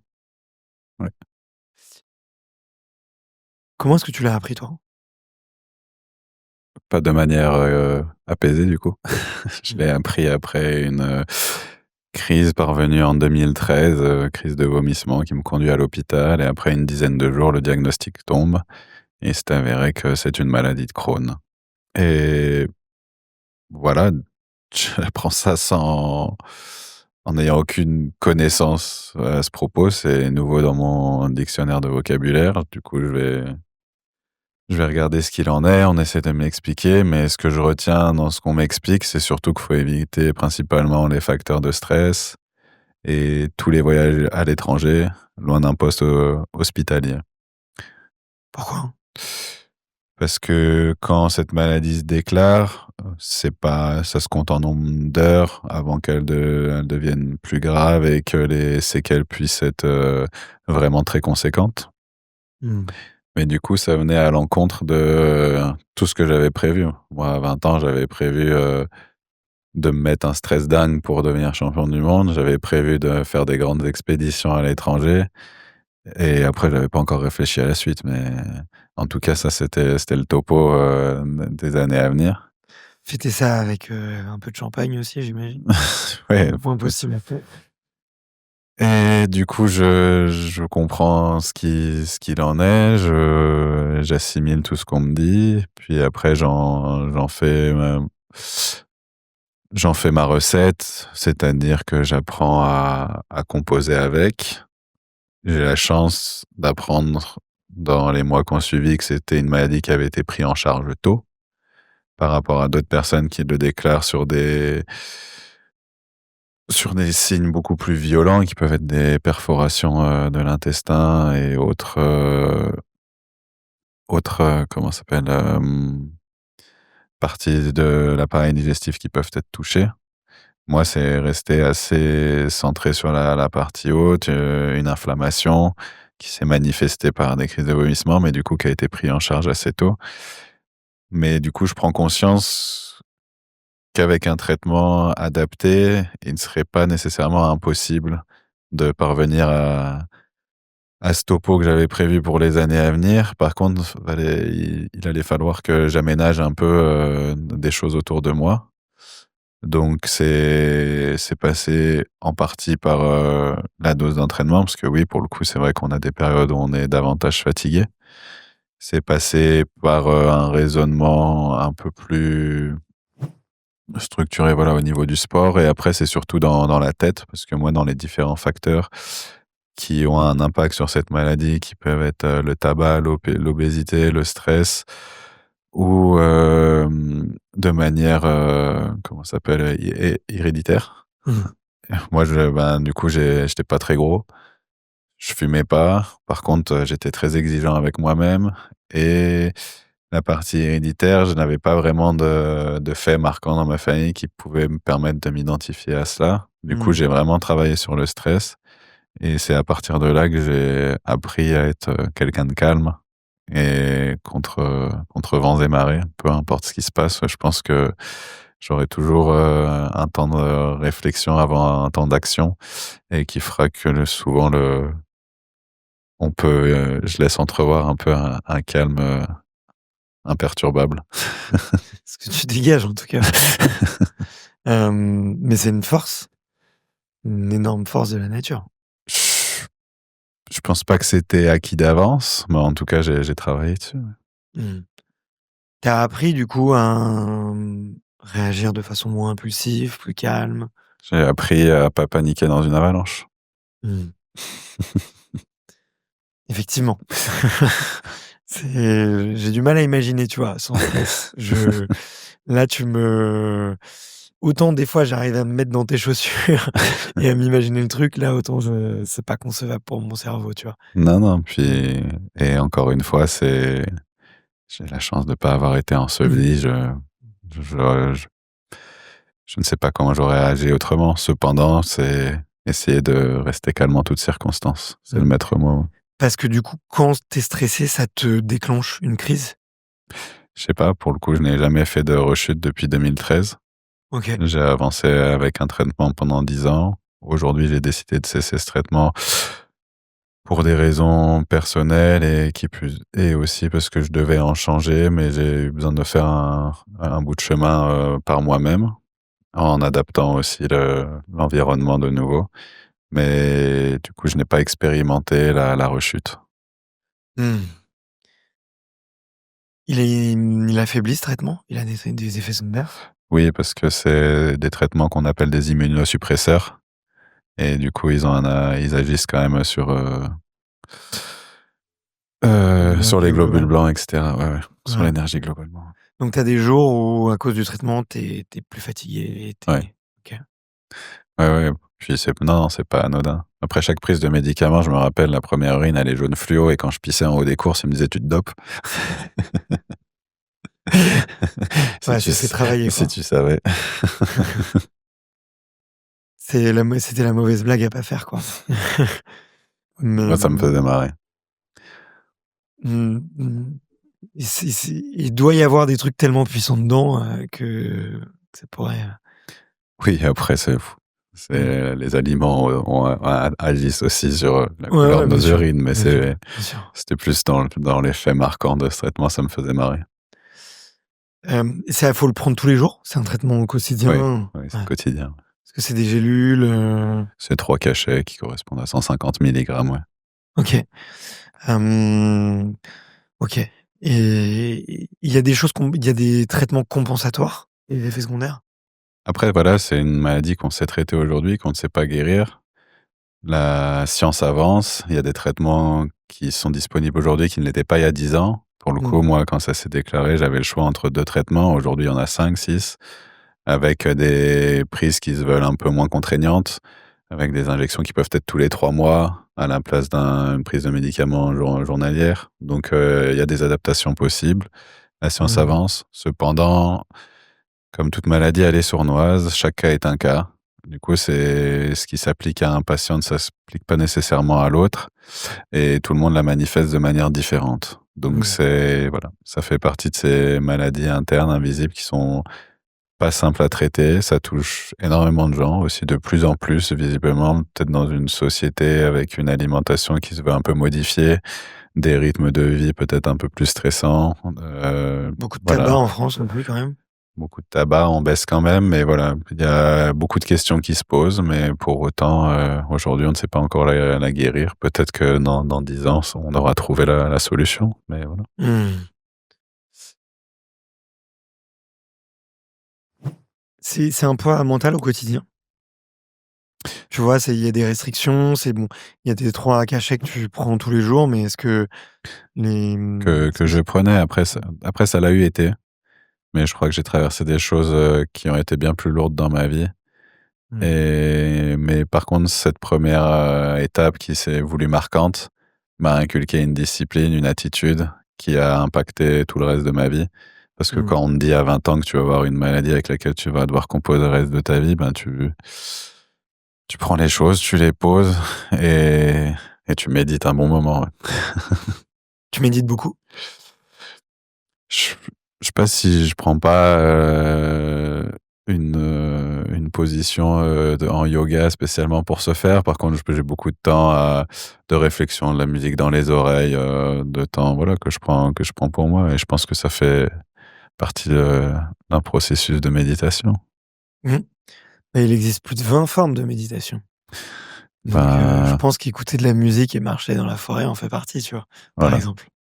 voilà, c'est plus mon genre de méditation. Mmh. Tu passes beaucoup de temps seul? Hem, Dans les transports, oui, parce que je suis souvent en déplacement, un peu dans le cadre de ma discipline. Mais non, après, j'aime bien être, entouré de mes amis, passer du temps avec eux. Souvent à Chamonix, c'est rare que je passe, énormément de temps seul. Par contre, j'aime bien avoir toujours un moment dans la journée qui est bien à moi et qui me permet un peu de poser, Mmh. tout ce qui s'est passé les dernières 24 heures. Mmh. Ouais, dans ces moments-là, c'est juste tu décantes. Exactement. OK. Comme un bon vin. Comme un bon vin, je prends l'air. Mmh. Tu as le droit de boire de l'alcool d'ailleurs? Oui, dans mon cas, c'est pas, interdit. Après, avec modération, bien évidemment, mais ce n'est pas interdit. OK. OK, OK. Mmh. En tout Mmh. cas, je me l'autorise. J'aime bien le bon vin. Et bien, c'est une peine. Moi, je suis en processus d'arrêt de l'alcool, définitif. Pourquoi? Parce que je vais pas dire que je suis un Obélix et que je suis tombé dedans quand j'étais petit, mais j'ai eu des phases de ma vie où j'en ai beaucoup trop abusé, Mmh mh. de manière trop régulière et que là, aujourd'hui, je suis à une période de ma vie où, bah, déjà, j'ai complètement coupé pendant 6 mois et je me suis rendu compte, le jour où j'ai juste bu un demi de bière, à quel point j'étais fatigué le lendemain. Ouais. Donc je me suis dit: «Putain, ça a quand même un gros, gros impact sur mon énergie» et donc ça, c'est une raison numéro 1. Une raison numéro 2, c'est que c'était souvent aussi un déclencheur de d'autres vices. La Mmh mh. cigarette, tu D'accord. parlais de traces, tout à l'heure, voilà et d'autres trucs, des bonbons magiques et tout et ça, c'est hyper délétère pour moi, parce que je le cache pas, mais et j'en parle ouvertement, tu vois? J'ai été accro Ouais, ouais. pendant de longs mois et que ça m'a plongé en dépression. Donc c'est l'élément déclencheur, donc je fais attention. Et puis, bah, hormis un bon vin, tous les autres alcools, je prends pas de plaisir, quoi, tu vois? Ouais, Tu me voilà. proposes une Tech Paf, je suis pas ce que je vais rechercher, c'est l'ivresse, tu vois? L'ivresse, oui, ça j'y suis accro et je pense qu'on reste accro assez longtemps. Mmh, mais je suis pas du tout accro au goût, tu vois? Même une bière, si, ouais, tremper les lèvres dans de la mousse, Ouais. ça peut me manquer par moment, mais Non, non, moi, je suis un épicurien, j'aime bien les bonnes choses, mais en fait, j'aime bien surtout ce que ça raconte. C'est mmh, souvent pour moi associé à une culture. mmh, C'est le vin raconte quelque chose, raconte une histoire. On va pas boire le même vin dans une région que dans une autre La tech Mmh. paf, je l'apprécierais pas à Chamonix, mais j'étais au Mexique, la tequila, elle a un autre goût au Mexique. Ça, tu la goûtes. C'est vrai, c'est vrai. Un Ricard à Marseille, il a une autre saveur qu'à Chamonix. Il y a les cigales, Mmh. il y a un environnement, tu le bois différemment. Du coup, voilà, avec modération, bien évidemment, mais j'aime bien ce que ça raconte et la culture qu'il peut avoir derrière. Je me laisse peut-être un peu trop souvent, bercer Ouais, par le ouais. romantisme et l'histoire, que peut raconter Mais bon, bref. un verre avec, de l'éthanol dedans, quoi. Voilà. Hem, Ça peut aider dans les moments durs, un bon verre de vin? Pas chez moi, mais je peux entendre que ça puisse, un peu désinhiber les pensées et se permettre, d'aller un peu plus loin. Mmh. On a parlé un peu de solitude. Mmh mh. C'est un, tu as dit quand même que c'était un moment important pour toi dans ta journée d'être seul. Mmh mh. Hem, il y a eu des moments de ta vie où tu as été contraint d'être seul. Mmh mh. Ouais. Mmh, tu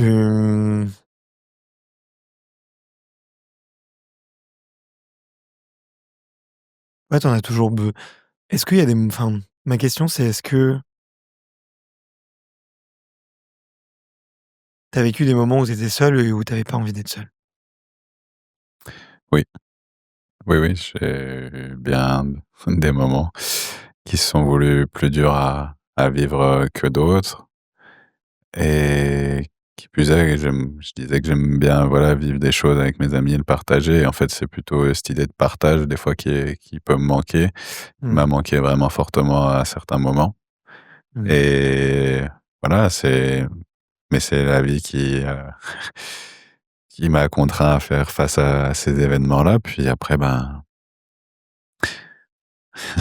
c'est une métaphore un peu con, mais comme je l'ai dit tout à l'heure, mais c'est mettre sur la table, mais c'est au sol, tu apprends à reconstruire pour retrouver des schémas qui paraissent cohérents et qui te permettent d'avancer malgré la situation dans laquelle tu es. Mmh. Hem, Peut-être pour, je prends mon temps, tu vois? Parce que Mmh mh. je, je sais que c'est un sujet qui est pas facile pour toi, pour moi je le vis, je le ressens.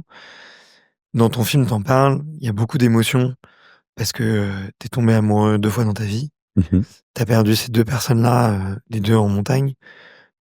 Hem, 2 femmes, qui ont l'air exceptionnelles, en tout cas telles qu'elles sont décrites, qui sont aussi des athlètes exceptionnels. Hem, j'ai regardé ça avec ma compagne, tu vois? Et on a pleuré, ça nous a soudés un peu, tu vois? Et tu vois, ma compagne, elle aime pas trop quand je vais grimper le Mont Blanc, tu vois? Mmh mh. C'est pas grand chose le Mont Blanc, peut-être pour toi, ça doit peut-être te faire rire ou ça doit Non, peut-être c'est pas anodin, non, non.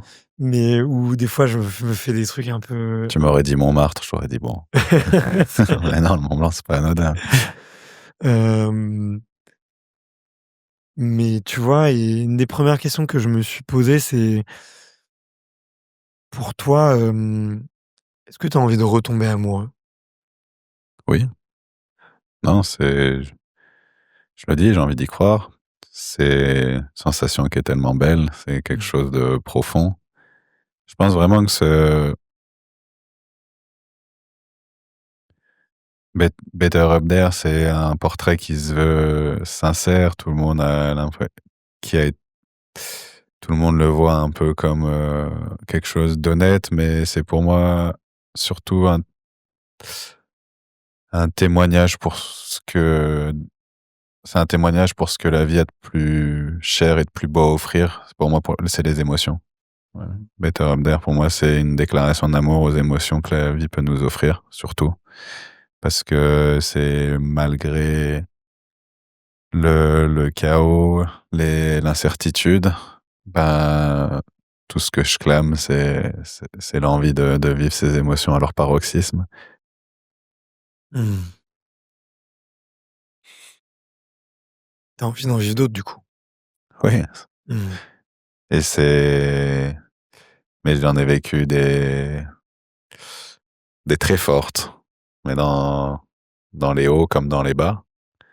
J'ai été champion du monde, j'ai vu pleurer mon entourage de joie, j'ai skié les plus belles montagnes du monde, j'ai vécu de ma passion pendant 15 ans, 12 ans. J'ai j'ai énormément voyagé, j'étais assis dans des pays à partager avec, un repas avec des gens énormément pauvres. Enfin, j'ai voilà, traversé énormément de sphères, vécu des émotions extrêmement fortes et ces sphères, je les ai traversées dans tous les sens du terme, du très haut jusqu'au très bas. J'ai expérimenté ce qu'était la maladie, j'ai expérimenté ce qu'était la mort, j'ai expérimenté ce qu'était le deuil, j'ai expérimenté ce qu'était la perte d'un être cher, d'une famille triste, j'ai expérimenté le poids d'un cercueil, j'ai expérimenté énormément de choses.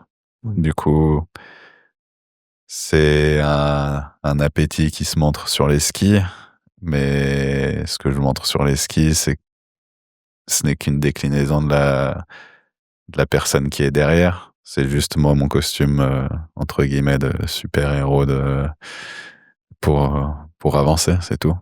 Mmh. On peut skier pour oublier. Mmh, non, on skie pour s'exprimer. Mmh. Je pense que on n'oublie jamais, en fait. Donc, Mmh.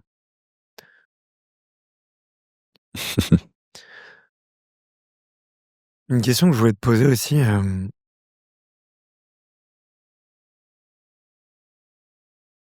c'est que, quand on vit, tu vois, des drames, des pertes, de personnes extrêmement chères, tu vois? Est-ce qu'après on peut se sentir coupable, d'être heureux par moment? Ou tu vois, d'avoir est-ce qu'on peut se sentir coupable par moment d'oublier? Ou de de lâcher prise un peu, tu vois, et de penser un peu à soi? Mmh, c'est une question que je me pose, tu vois, de Je je pense pas parce que du coup, tourne ta question dans l'autre sens. Qu'est-ce que tu souhaiterais à une personne, en face de toi qui traverse ce genre de choses? Si tu venais à partir demain, c'est à aucun moment un sentiment de culpabilité, tu voudrais qu'elle vive, qu'elle soit heureuse. mmh, Bien sûr qu'il y a 1000 et une questions qui se posent. C'est pas 1000 et une, c'est 1 milliard et des milliards de questions qui se posent. Après, pour autant, ta vie, elle t'appartient mmh, et qu'à toi, je pense. C'est ni à tes parents, ils te donnent la vie, mais à partir de là, après, ils sont plus responsables.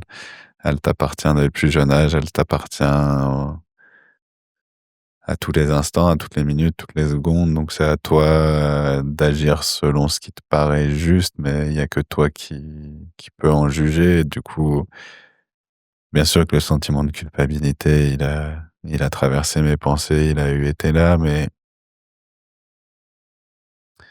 avec des si aussi voilà, on refait l'histoire.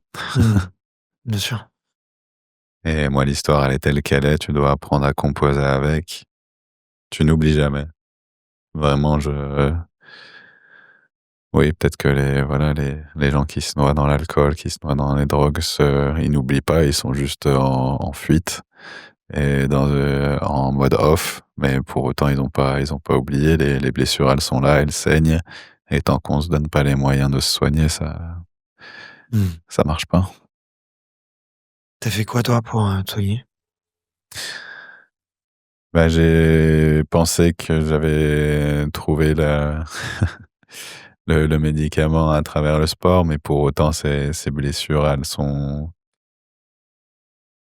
intérieures. Tant qu'on prend pas le moyen de les identifier correctement et de les soigner, ben elles restent et du coup, je suis arrivé jusqu'à un moment où l'impact sur, qui j'étais, mais aussi physiquement, se manifestait parce que la blessure aurait été trop profonde et du coup, je me suis tourné vers une psychologue pour, traiter toute cette partie post-traumatique et Mmh. permettre à ces blessures de cicatriser.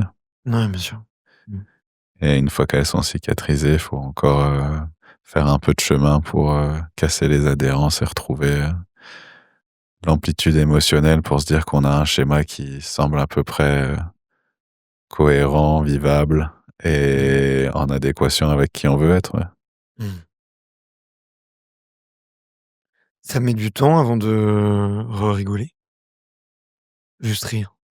Ouais, ouais, ouais, ouais, Mmh. émotion aussi simple soit-elle, ça prend du Mmh. temps, ouais. Tu sais,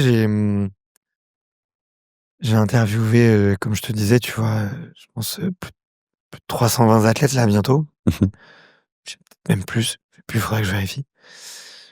Je crois c'est 317 je crois cette semaine. En publication, mais du coup, il y a celles qui sont pas encore publiées. Hem, Beaucoup m'ont dit, femmes et hommes, jeunes et vieux, de tout horizon, de toute valeur, tu vois? Mais assez nombreux m'ont dit, «Il y a quand même pas grand-chose dans le monde qui t'apporte, autant de plaisir, de bonheur et de joie ouais, les grands moments de sport, que tu partages avec les autres», tu vois? Et souvent, je me dis que c'est un peu biaisé parce que tu as pas, soit parce que les émotions inverses, elles ont pas été vécues ou, parce que, il y a, ou parce que tu as pas toujours relativisé ce qui te semble acquis, Mmh mh. comme tu as pas pris assez de recul sur ce qui te semble acquis pour vraiment le savourer à sa pleine valeur, tu vois? Mmh. Toi, tu as dû beaucoup te poser la question de qu'est-ce qui est acquis et qu'est-ce qui ne l'est pas? Qu'est-ce que je peux perdre? Qu'est-ce que je peux vivre vraiment, tu vois? Et donc je te pose la question, est-ce que finalement le sport est plus fort que tout? Parce que moi j'aime bien croire, tu sais, je suis un grand romantique et j'aime bien croire que le plus beau sentiment qu'on puisse avoir et la plus belle émotion, c'est plus l'amour, tu vois? Et donc je me pose encore la question, aujourd'hui, tu vois? Qu'est-ce qui m'apporte le plus de bonheur entre ma compagne ou, mes compètes sportives? Un truc où je le partage à 2 et même les moments de galère, finalement ils sont beaux avec le recul. Et de l'autre côté, un truc complètement égoïste, tu vois? Où je vais m'entraîner pour, moi je serai jamais champion du monde, tu vois? Mais Mmh. je le fais parce que, oui, ça m'apporte des trucs, exceptionnels, tu vois? Hem et j'arrive pas à, il y a plein de moments où je culpabilise presque de m'entraîner, tu vois? À me dire que je ferais mieux de passer ce temps-là à construire ma relation parce que finalement c'est beaucoup plus fort et c'est beaucoup plus, ça m'apporte plus de bonheur, tu vois? En tout cas du bonheur au long terme. Hem Ouais, celle-là, elle est compliquée. Mais, je mets un peu le sujet sur la table, parce qu'il faut les sujets sur la table, mais tu vois, tu t'es posé la question toi? De te dire, c'est quoi le plus fort? C'est quoi le plus apaisant? Du coup, si l'inverse de ces 317, précédents invités, faudra que je me Non, non, justifie. non, non, pas du tout. Juste, je pense que ton opinion, elle doit être plus C'est relativisée ou avec plus pas de recul. nécessairement plus relativisé ou peut-être d'une certaine manière biaisé, parce que j'ai aussi ressenti le manque. Mmh. Là où d'autres n'ont peut-être jamais eu à faire face, à ce qu'était un réel manque. Mmh. Mais je pense pas que les 2 soient forcément dissociables non plus. Parce que qu'est-ce que t'apporte le sport? Qu'est-ce que t'apporte l'amour? C'est des endorphines, c'est des sentiments de légèreté et pour moi ce ce que t'apporte, l'amour va pouvoir, t'apporter beaucoup de peut-être de plénitude et de bien-être, mais ne viendra peut-être pas nécessairement combler Mmh. le manque que peut te donner le sport à travers, l'adrénaline et peut-être ces battements BPM qui montent à des intensités plus fortes. Je Mmh. pense pas que les 2 soient nécessairement, dissociables. Les 2 marchent bien ensemble, en tout cas, Mmh. et je te dirais que encore une fois, ça revient aux émotions, au partage, Mmh. et par contre, il y a une chose là-dedans dont je suis assez persuadé, c'est que le sport partagé est encore plus riche que le sport tout seul, Mmh. d'une certaine manière. Tu déjà fait du sport tout seul? J'ai déjà fait des longues randonnées tout seul, j'ai déjà passé des grandes périodes où voilà, dans des moments où on ressent le besoin un peu de se retrouver, mais c'est intéressant aussi de raconter ces moments-là, Mmh. et du coup, on en revient au partage, et du coup, ça rend l'expérience encore plus riche, Mmh. et du coup, je pense que c'est pour moi, les 2 ne sont pas Bah, forcément à séparer.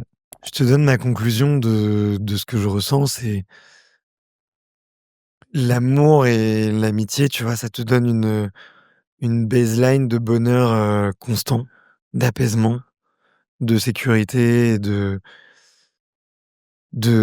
partage qui est très fort et très enfin, qui est élevé mais constant, et le sport amène, bah, les pics, quoi. Les pics, très, très intenses, très, très forts, souvent amener du blues ou, tu vois, qu'il peut y avoir. Il y a toujours une redescente après un pic, hein. Mais, Mais ça me si vraiment je dois trancher, pour moi, l'amour est plus fort que le sport. mmh.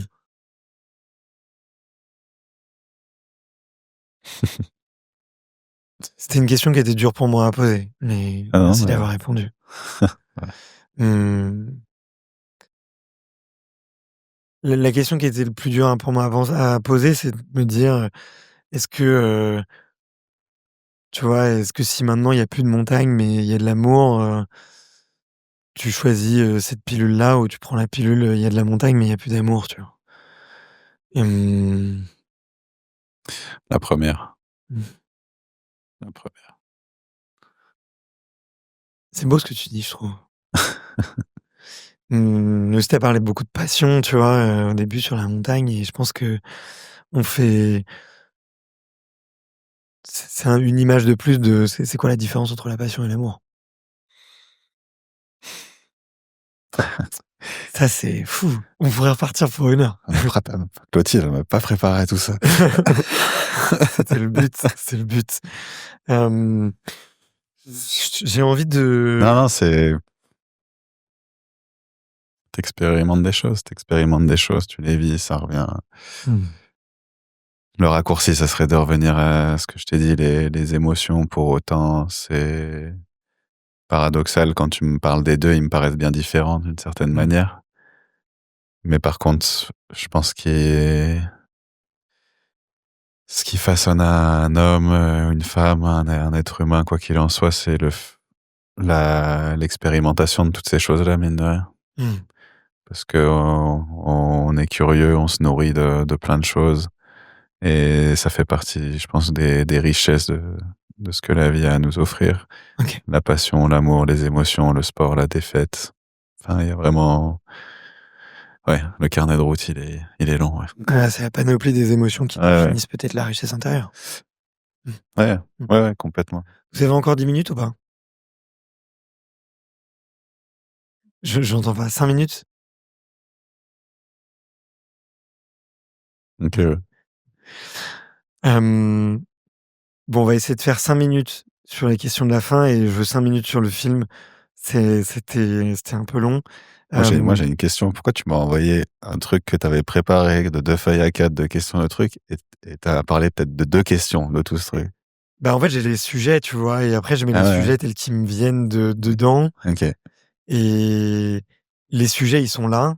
Non, mais Mais la est-ce que prochaine fois, je lis pas, comme la ça, question est je gagne du temps. exacte? Ouais, mais après, en fait, si tu veux, les questions, elles se ressemblaient beaucoup quand même. Non, non, je rigole. Mais c'est vrai que je lis pas le script. Je lis pas le Non, non. script. Et puis des fois, je me dis: «Je vais noter ça, ouais, mais je suis pas dans l'émotion de poser cette question-là». Moi, j'avais préparé des trucs dans le métro et tout, c'est Tu veux il y a une question que tu veux ressortir? non, non, c'est bon. Une question où tu étais contente de la réponse? Tu es content de la Non, mais la première, juste la première ah déjà. mais celles-là, je vais te les poser là. Ah! OK. Maintenant. Elles arrivent, elles arrivent là. Ça, c'est les 4 questions de la fin. Mais je voulais juste, ouais, faire, un petit mot sur, Better Observe, tu vois? Hem, c'est Mathis qui te propose le j'ai l'impression qu'il te propose le format, Mmh de mh. dire: «Ouais, c'est le bon». Tu penses que lui, il a ressenti que c'était le bon moment pour toi? De faire, un film, sur ta vie, ton œuvre et les émotions que tu avais vécues? Je pense pas qu'il avait nécessairement identifié le bon moment. Par contre, il avait identifié que cette histoire se voulait assez singulière, assez authentique, surtout de par la manière dont j'ai eu de réagir face à tout ça. Après, il m'a tendu une main, mais il m'a pas obligé à la saisir, directement. J'ai pris du temps avant de lui répondre. Puis après, ça s'est fait main dans la main. Mmh. Mais pour autant, j'avais souvent eu en tête, d'une certaine manière, de me donner l'opportunité de faire un film assez personnel déjà avant. Et là, il s'est avéré que peut-être j'ai vu que les étoiles s'alignaient pour ce faire. Mmh. Il a duré combien de temps le projet? De la main tendue à Matisse à sa livraison ce soir au Grand Rex, avec Montagne en scène, on parle de 3 ans. Donc beaucoup de moments passés ensemble. Beaucoup de moments passés ensemble, oui, Mmh. une petite vie. Ouais, ouais, il se passe pas mal de choses. Du coup, il y a Kaizen, il y a, la fin de la compétition pour toi. Il y a Kaizen, la fin de la compétition pour moi. Ben, Kaizen, c'était vraiment un bail que Matisse avait en charge, sur lequel, moi j'ai participé, mais de façon amicale et pour aider un ami. Après, on a fait ce projet de nuit dans le glacier aussi à Chamonix. Il y Mmh. a eu, une évolution pro des 2 côtés, que ce soit pour lui, pour moi. Et non, ça a toujours, je pense, été un regard bienveillant l'un envers l'autre. On s'est aussi nourri de l'attitude et des décisions de l'autre pour avancer. Et c'est marrant parce que pour le coup, il y a pas de compétition à proprement dit, parce que, on n'est pas du tout dans les mêmes domaines, d'activité. Mais par contre, on se nourrit un peu de la façon de l'autre d'avancer, de se structurer. Non, c'est ce genre d'amitié qui te font grandir, qui te font avancer, Mmh. qui ont une saveur un peu différente que d'autres. Bah, ouais, ça se ressent, tu vois? Moi, en tant qu'intervieweur et qu'on commence à faire des films aussi sur Mmh. extraterriens, on ressent qu'il y a une amitié, une complicité, tu vois, assez unique et qui permet de faire le film et qu'il y a peu de gens qui peuvent avoir soit la relation, soit le talent pour, te faire Voilà, un après c'est pas nécessairement toujours facile de travailler avec ses amis, hein, c'est non sans mmh. mal. Il y a des couacs et c'est encore plus dur du coup quand il y a des sentiments qui viennent s'en mêler. Mais voilà, après il y a une chose qui est belle, c'est la parole et ça permet de dire plein de choses. Les témoignages de Géraldine, de Aurélien Ducrot, de ton frère aussi, d'autres, Juliette, tu es là le jour du tournage ou tu découvres le jour du film? J'étais là seulement pour l'interview de mon entraîneur, Mmh, oui. parce que c'était compliqué pour lui et il avait besoin que je sois là, donc j'ai été là. Mais sinon pour tous les autres, non. Mmh. Pourquoi c'est compliqué pour lui? Je pense que Greg, du coup, qui est le créateur de structure, le Young Riders Crew, m'a vu grandir, m'a façonné d'une certaine manière et les coups que j'ai pris, il les prenait avec moi. Mmh. Et il a beaucoup souffert, comme il s'est aussi beaucoup nourri de cette, relation que nous avons créée.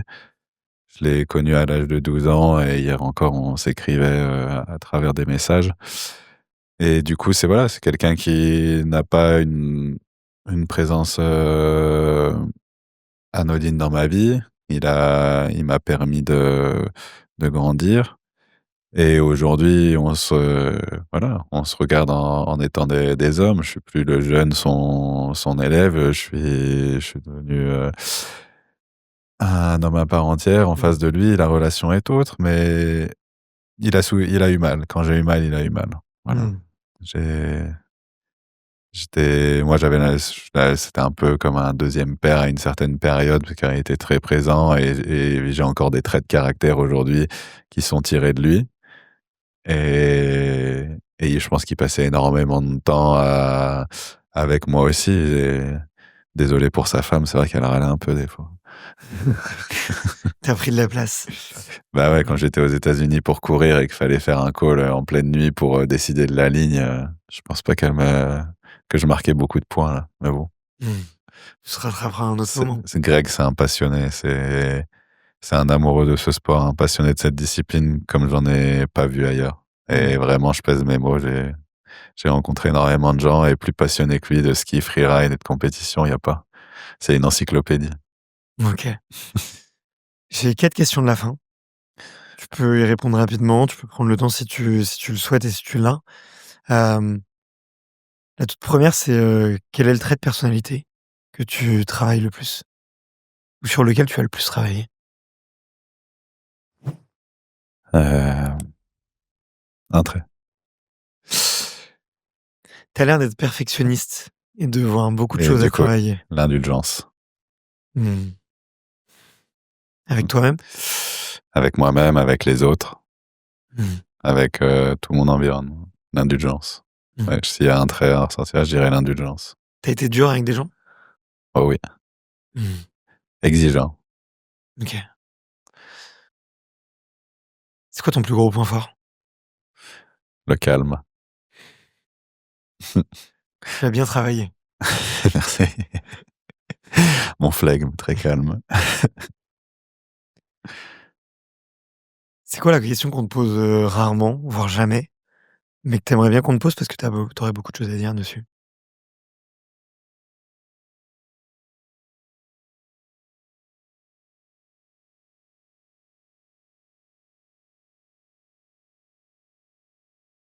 Je sais pas.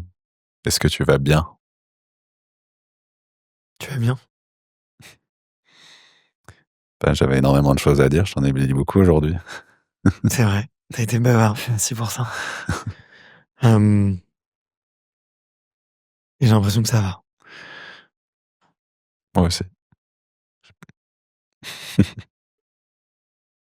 Et l'avant-dernière, parce qu'on est toute dernière, mais à quel moment à quel moment de la journée, du quotidien, tu te dis le plus, «Waouh, je suis pas tout à fait comme les autres, je suis un peu un extraterrien»? Dans ce petit moment tous les jours que je m'octroie pour être tout seul, avoir ce moment à moi, un peu de rétrospective des dernières 24 heures et je me dis que c'est quand même pas le même quotidien que les autres. Mmh. Je suis un extraterrien.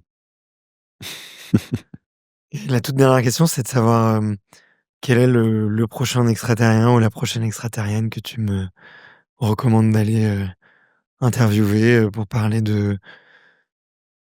d'émotions, tiens. Faut qu'il y ait beaucoup de sport, hein, bien sûr, mais qu'il y ait des émotions. Il y a 2 personnes en ce moment dont le nom revient souvent, que ce soit dans le cadre de mes projets ou de ce que j'écoute, mais c'est un ami skieur, mais qui a une approche autre que la mienne de la montagne, qui est Aurélien Lardy, Mmh. qui a fait différentes expéditions et qui cherche à se raconter à travers un autre voyage. Et un artiste que je suis allé voir récemment en concert et qui signe la musique de fin de Better Up There, qui est Bécard. OK. Ah, très cool, ouais, d'ailleurs, j'ai bien aimé cette Voilà. musique. Vous avez fait des projets avec Aurélien? Jamais de gros projets, beaucoup de sorties journalières, mais il y en a un qui est en réflexion et j'espère qu'il verra le jour. Et c'est quelqu'un qui prend la vie avec beaucoup de simplicité, beaucoup de légèreté. Et quand la vie se veut un peu plus lourde, un peu plus grise, ben, c'est un rayon de soleil. Hem, c'est vrai, Il il dégage quelque chose de fort. il est assez solaire, ouais, Ouais. effectivement, ouais. Merci beaucoup Léo. Merci à toi, Bart. C'était un plaisir. Pareil, à bientôt. Au plaisir. À bientôt.